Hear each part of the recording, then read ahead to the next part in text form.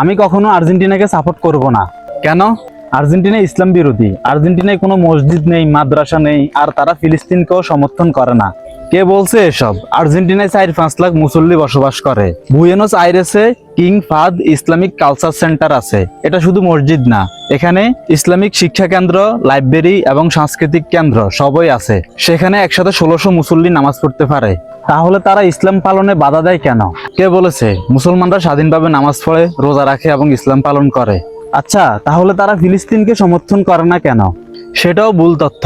2012 সালে Diego Maradona বলেছে, আমি ফিলিস্তিনের 1 নম্বর সমর্থক। আর 2018 সালে তিনি ফিলিস্তিনের প্রেসিডেন্ট মাহমুদ আব্বাসকে জড়িয়ে ধরে বলেছিল, আমার হৃদয়ে আমি একজন ফিলিস্তিনি। শুধু ম্যারাডোনা বলছে, আর কেউ তো বলে নাই। আর্জেন্টিনা ফুটবল অ্যাসোসিয়েশন অফিসিয়াল ভাবে সেই বক্তব্যকে শেয়ার করে ফিলিস্তিনের প্রতি সংহতি জানিয়েছে। তাহলে আমরা এতদিন যা শুনেছি সবকিছু কি গুজব? সবকিছু না জেনে কারো বিরুদ্ধে কিছু বলা ঠিক না।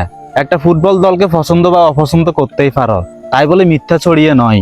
ধর্ম নিয়ে আবেগ থাকতে পারে, কিন্তু সিদ্ধান্ত নেওয়ার আগে তথ্যটা যাচাই করো।